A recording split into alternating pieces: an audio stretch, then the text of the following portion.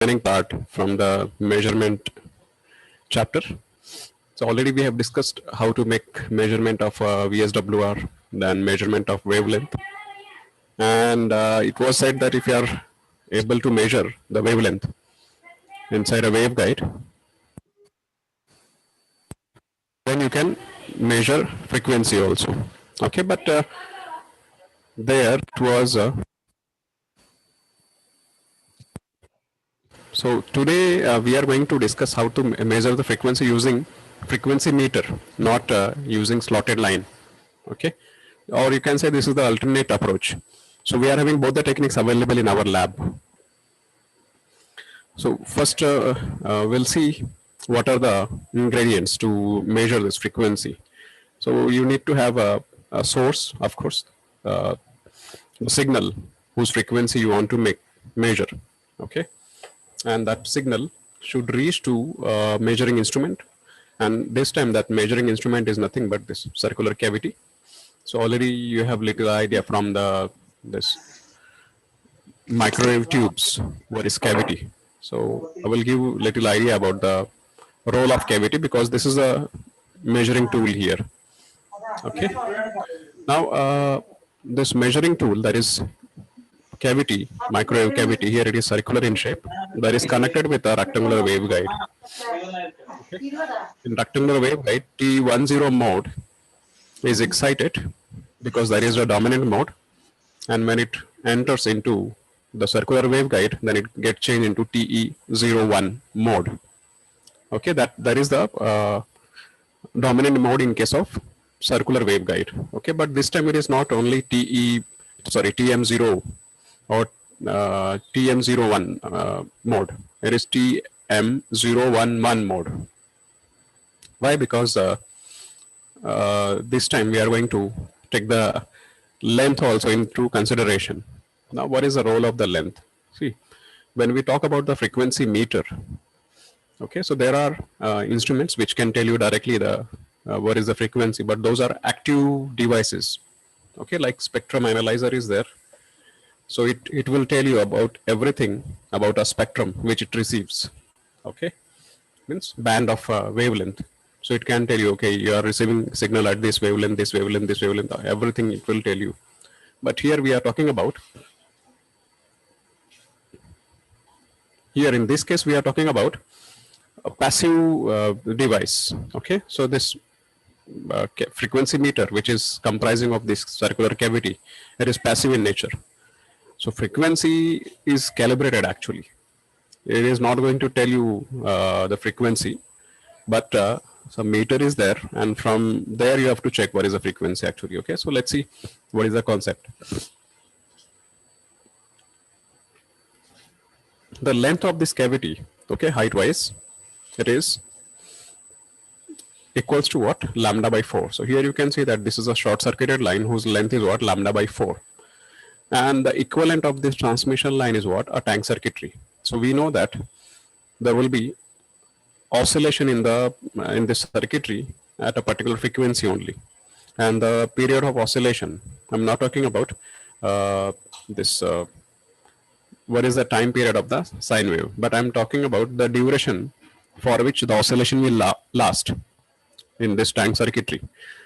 Okay, so if you suppose you send a pulse to this tank circuitry, so pulse, it comprises of what? Infinite frequencies, but only one frequency will survive for a longer period. Okay, which is equals to what? The frequency of this tank circuitry, which totally depends on the value of C and L. Other frequency will be what? Attenuated. So what happens that in case of this circular cavity, its length, now you can see that in the center you are having a movable section, shorting plunger here. So it can be moved up and down. So if you are moving up and down, then what happens that the top end of this cavity, it can be shifted. You can see that if suppose the position of this plunger is what? Somewhere here. Okay, so the length of the cavity is only this much, but if it is suppose taken up, then the length increases, right? It means that it's a movable short here.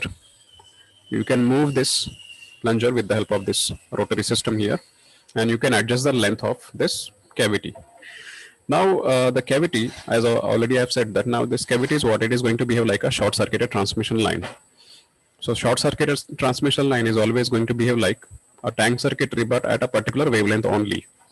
At that wavelength, for which the length of the cavity, this length of the cavity, vertical length, that becomes what? Lambda by 4.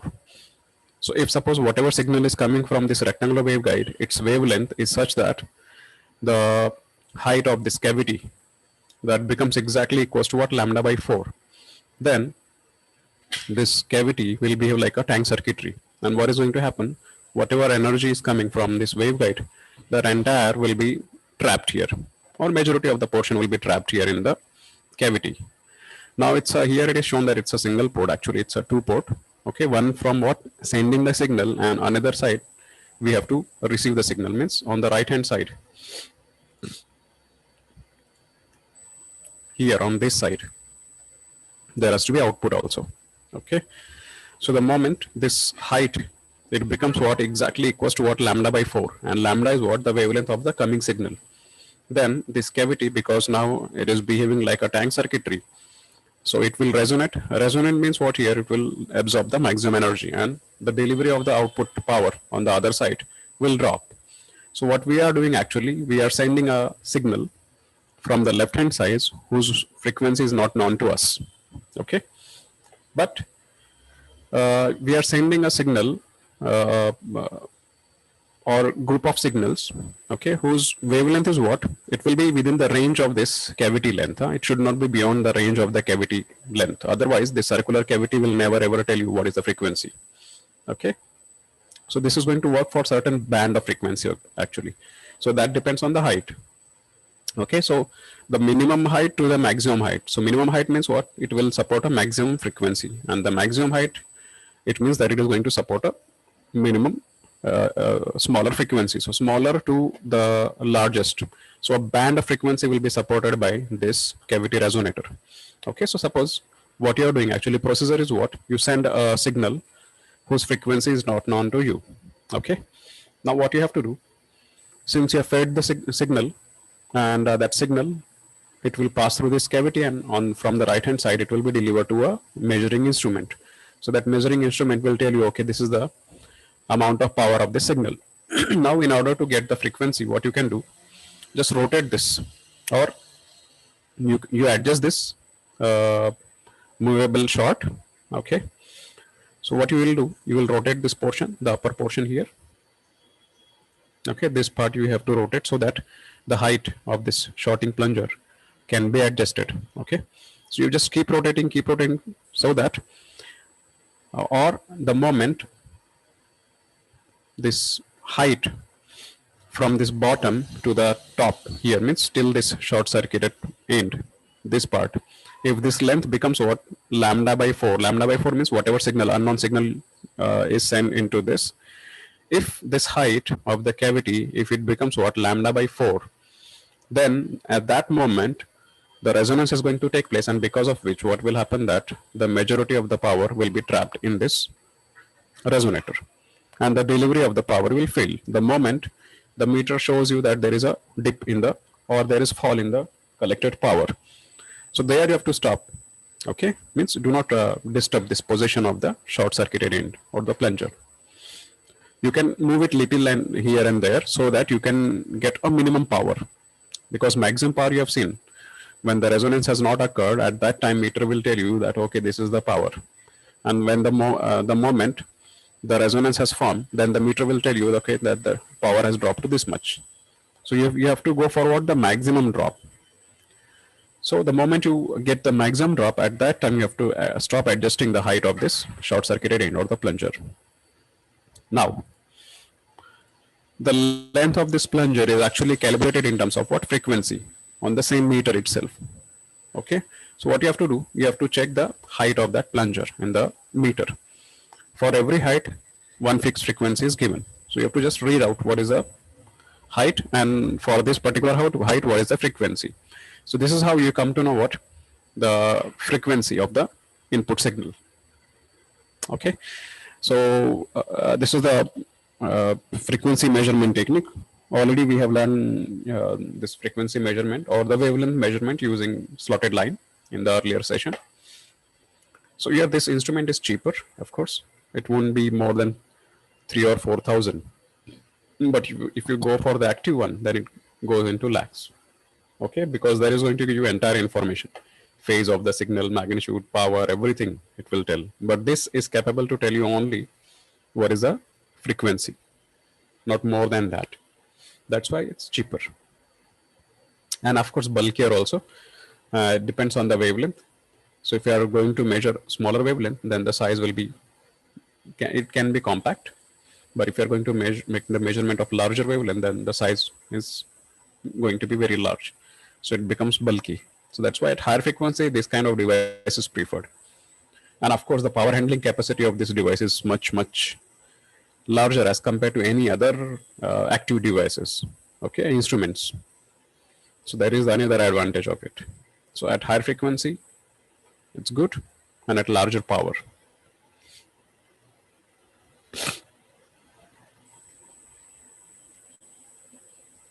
Next is impedance measurement. Okay, so already we have seen, wait,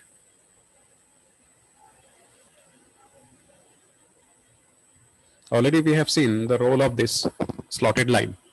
Okay, so this instrument is there in our college. So this is main waveguide, okay, from here to here.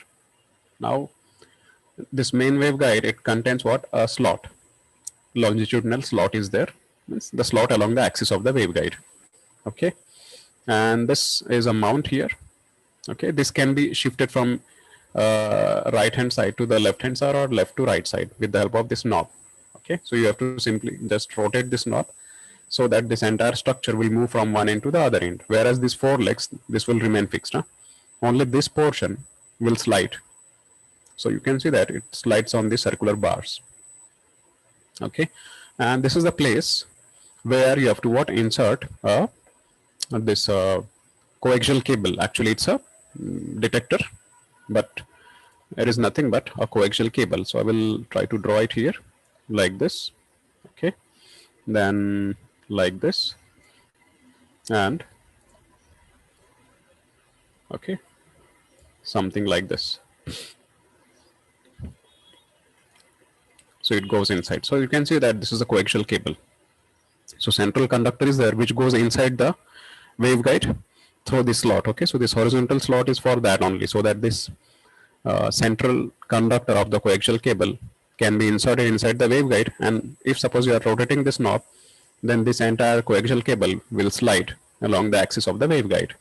And this is how it senses the signal. Means since it's a conductor, so if any EM signal is propagating, that will, using Faraday's law or law of induction, any rule you can use here. So accordingly, that signal, its impression is getting created on this coaxial line, and after this coaxial line, you will be having a detector. Okay, so that detector, it will detect the signal if the signal is modulated here, and it will tell you what is the frequency of the detected signal, or you can find out what location of maxima and minima. Okay, so since we are going to what? Make the measurement of impedance, so our requirement is what? The measurement of the reflected quantity actually. So but why? Okay, so let's see.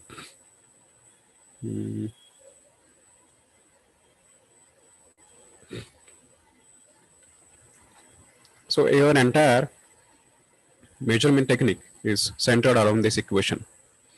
Okay, so our goal is what? Now see what we have to do, that we have to make measurement of a load which is connected at this end, and its impedance is not known to us. Okay, here a load is connected, and from this side a source is there. Here there is a source on the left hand side. It sends a signal here, and that signal, it goes to this load here connected on the right hand side. And it's see the load, if suppose this load impedance is what? Matched with what? The waveguide. Okay, so what is going to happen? There is no standing wave formed in the waveguide or the slotted line. So earlier what I said, that there is a coaxial cable which will detect that.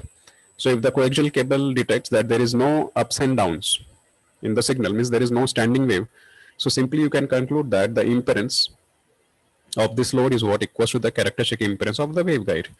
And characteristic impedance of the waveguide is always mentioned by the manufacturer, or you can calculate it because the dimension, cross-sectional dimension of the waveguide is known to us. So from that also we can find out. Okay, but that is what favorable situation. That happens very rarely. But if suppose the load is not equals to what? The impedance of the waveguide. So of course there will be mismatch. Since there is a mismatch, there will be what? Standing wave along the transmission line. Now,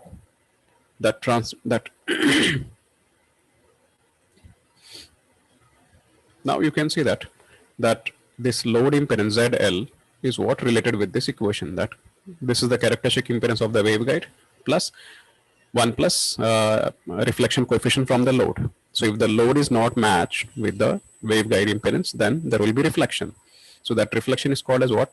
Load reflection coefficient, right?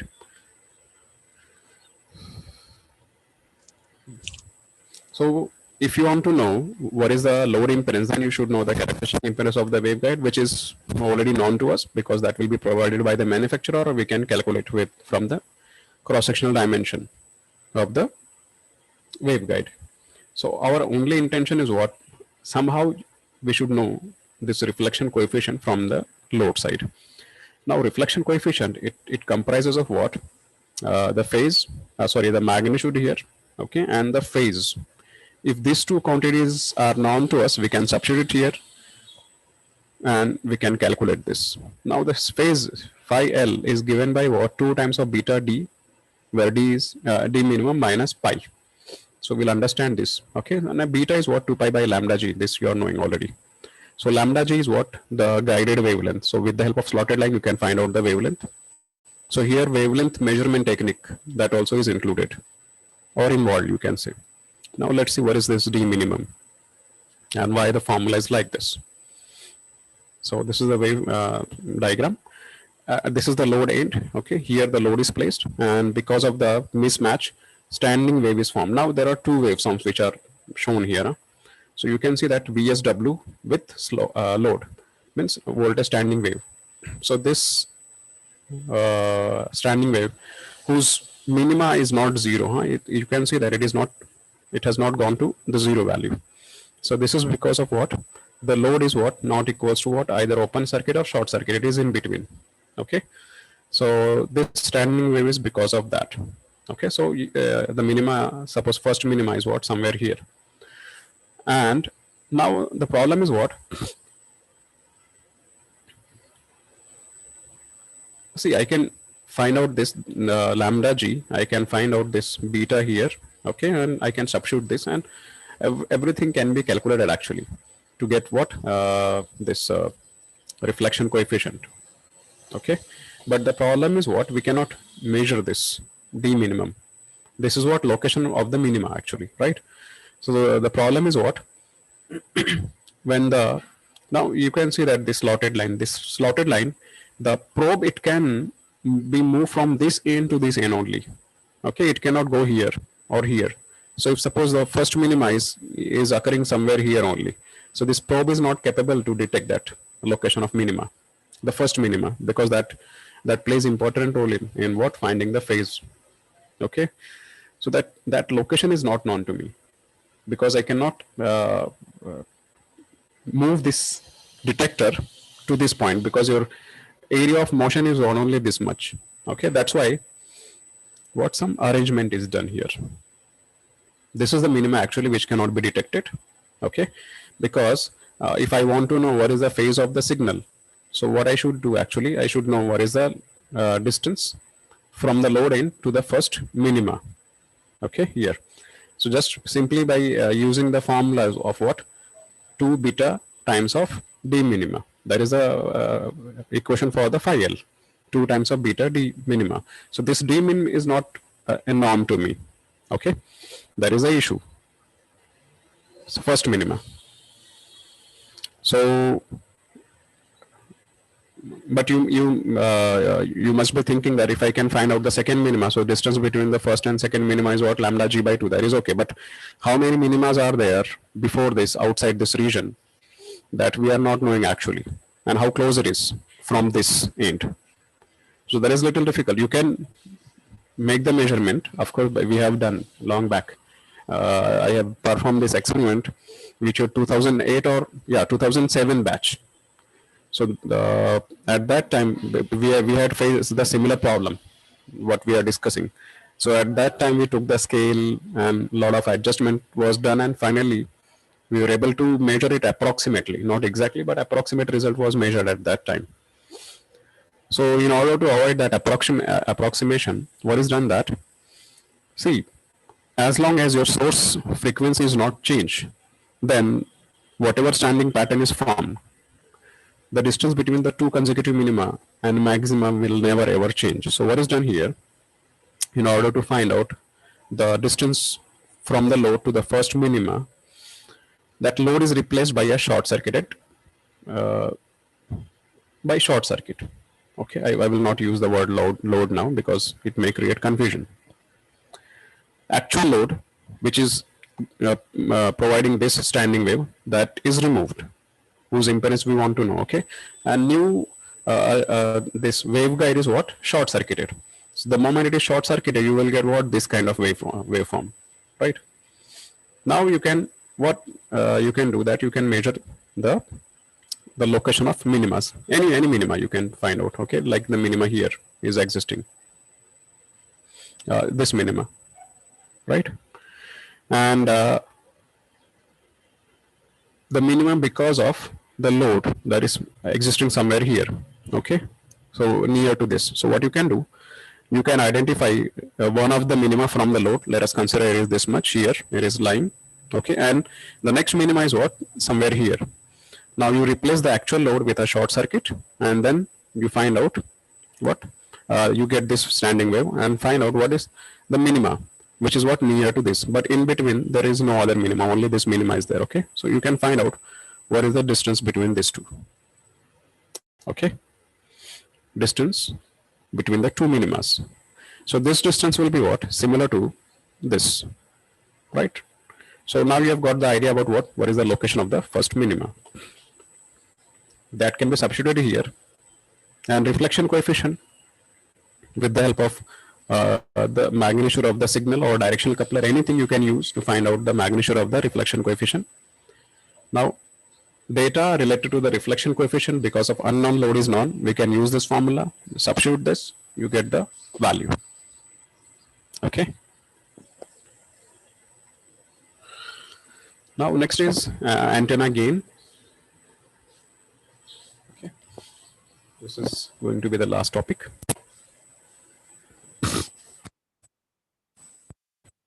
How to measure the gain of the antenna.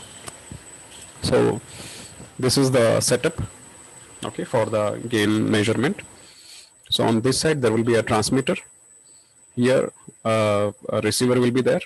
Okay, suppose on the receiver side you are having one antenna whose gain is not known to you.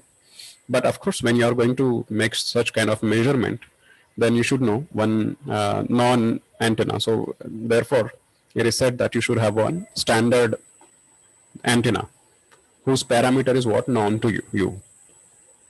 If that is there, then you can measure with the help of that standard antenna. You can make the measurement of the other antenna whose parameter is not known to you. So the required parameter is in our case is what? Antenna gain. Okay, so we are talking about the antenna gain measurement.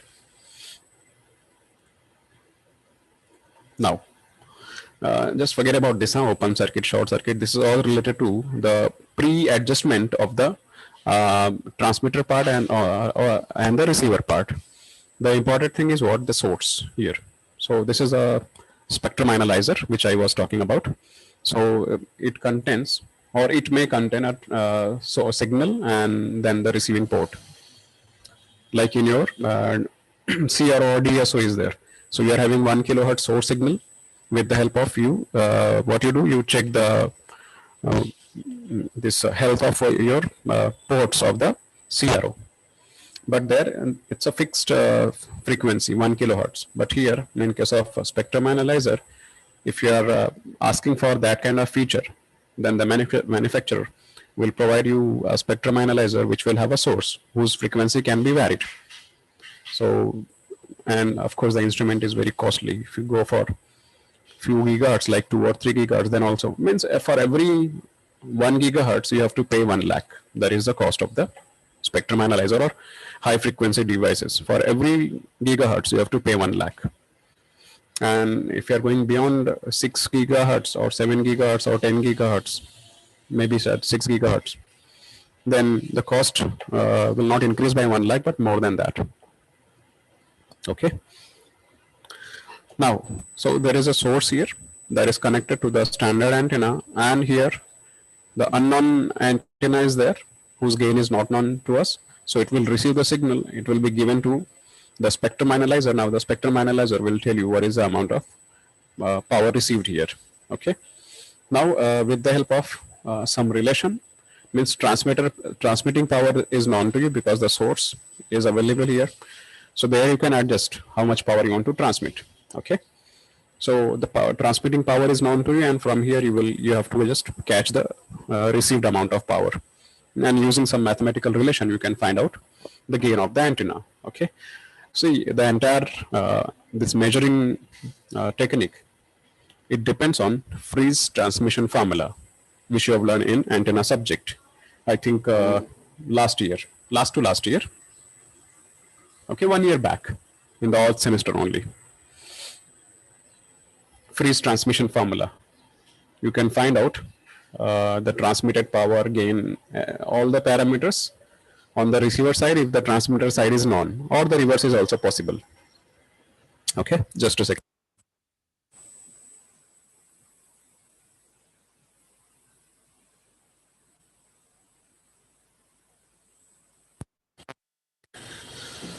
Now, as I said that the entire working, it is centered around the Friis transmission formula. This setup will be there, of course, Friis transmission formula.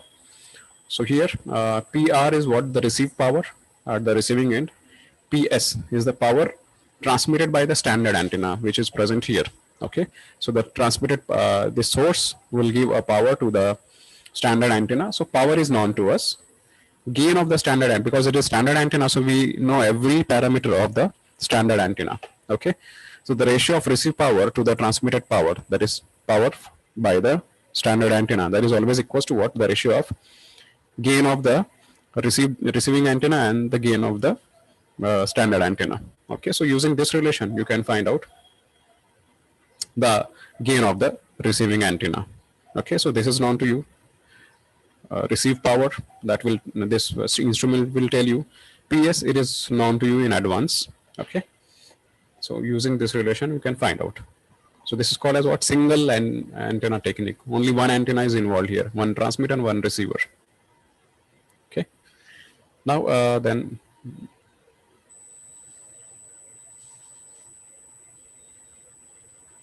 two antenna technique. So in this case, you can see once again the Friis transmission formula is used here, and it is converted in what? In dB. You can see here.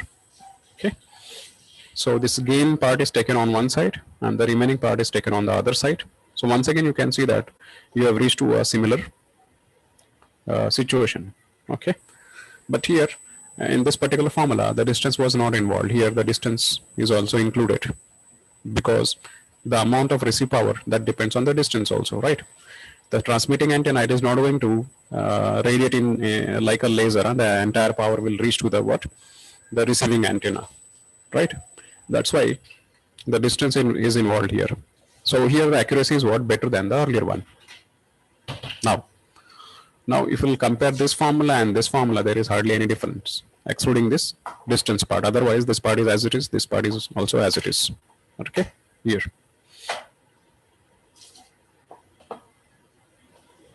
Okay, now this transmitting antenna, you should know, right? That standard antenna, if you are knowing the gain of the standard antenna, then the power transmitted, received power, distance between the two antenna, and the wavelength at which the two antennas are operated. Okay, so the arrangement will be what? Like this only, because here also there are two antennas only. So when I say single antenna, means on the transmitter side a single antenna is used. Okay, So the distance part is involved. So accuracy is what? It is improved. But the requirement of this technique is what? The receiving this antenna and the transmitting antenna, it is connected with what is the device here. So here transmitter part and the receiver parts, they are present at a single point, but it can be, you can have a separate instrument also, means the entire transmitting this arrangement will be on one side and entire receiving arrangement will be on one side. Okay, so that arrangement also can be made. But whatever the situation, the requirement is what? On the receiver side, the antenna, it should be what? Matched. Like here in the second formula where I have said that the parameter of the transmitting antenna and the receiving antenna, if they are same, in that case, this can be what? Twice. Okay. So you can see that this 20 log, that has become what? Half, because this becomes what? Twice. So in this case, you can find out the gain of the transmitting antenna or the gain of the receiving antenna if both are unknown to you. Provided that you should know the distance, the wavelength at which both the antennas are being operated. Power, that is always known to us because we are using instrument. So here the advantage is what? Even if both the antennas, the two antennas, they are not standard one, you can find out the gain of the antennas. But the requirement is what? The matching. System should be what? Match with the measuring instrument. If that is not there, then this technique fails actually. Okay, that's why third technique is used. There is 3 antenna measurement technique. So here source is there, variable attenuator. You are all aware of about this variable attenuator, directional coupler, then attenuator, power meter. Okay, so directional coupler, what does it do actually?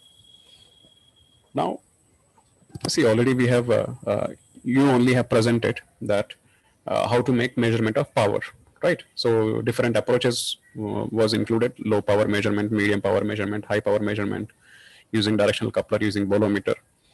So here using directional coupler, because this is the best way, because this is your main system and that should not get disturbed. You are transmitting some power, and here on the receiver side you are having one antenna. Okay, and this antenna, you want to know the parameters of this antenna. So there should be what? Continuous transmission of the power.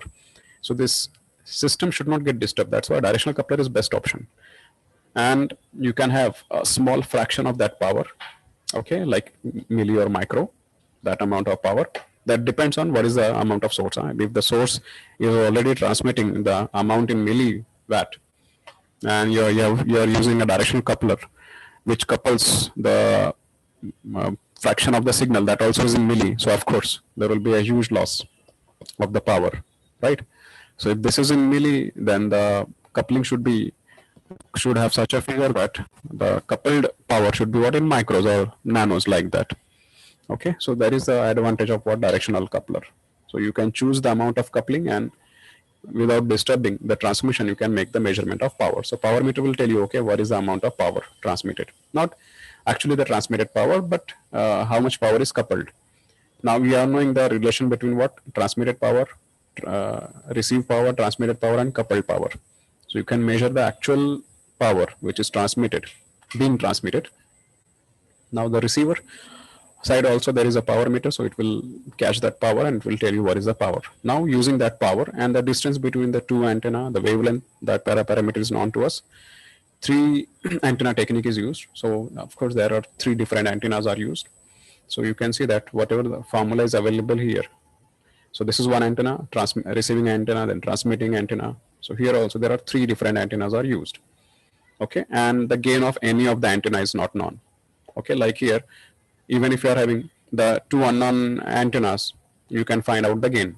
And what you do, because here 2 unknowns are there, only one equation is there, so you will never ever find what is the gain of the transmitting or receiving antenna, right? But together, what is the gain of the antenna, you can find out. So if one of the antenna is known, then other antenna gain can be calculated very easily, right? So that's why it is said that if you are using a pair which are similar, so this formula will help you a lot. But the only requirement is what? The matching condition. So now here the 3 antennas are taken. Okay. Now the parameter of any of the antenna is not known to us, but we know at what frequency we are going to make use of this antenna. Means the measurement is done. The distance between the transmitting and receiving antenna should be known to you, and transmitted power and received power. So here the first pair, that is antenna 1 and antenna 2. So you will get this information, you will get this information. These two are unknown to you. Now you take the third antenna. So second and third antenna, similar thing. Then third and first antenna, similar thing. Now you are having what? 3 unknowns and 3 equations. Okay, unlike the earlier case, only one equation was there and 2 unknowns were there. So it's impossible to get the information for any of the antenna. That's why it was later simplified that you use this pair, which are similar, means 2 unknown antennas only. So this equation will get simplified and you will get the information about both the antennas. So here, even if the gain of any of the antenna is unknown to us, what we can do, we can use this this relation now, 3 unknowns and 3 equations. So we can find out what is the gain of one of the antennas, then the second one, then the third one. So 3 antenna technique is better. Okay. So this is all about the gain measurement, right? So if you have any query, you can ask about the measurement. So frequency measurement, that is using cavity. Cavity is like a tank circuitry whose length is what? Lambda by 4. So if the length is lambda by 4 only, then only it will behave like a tank circuitry. Then impedance measurement.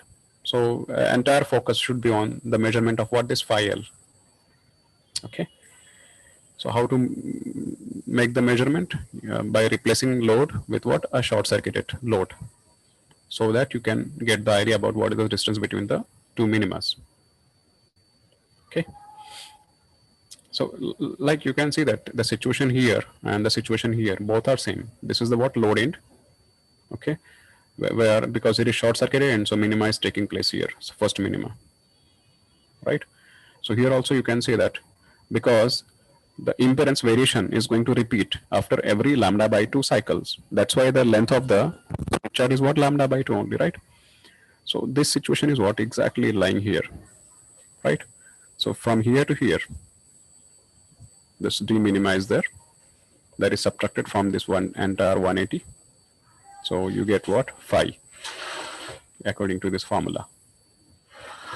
So that part we have discussed, and the antenna measurement technique, which is simple actually. But of course, the setup is not that easy, yeah? And it's very costly also.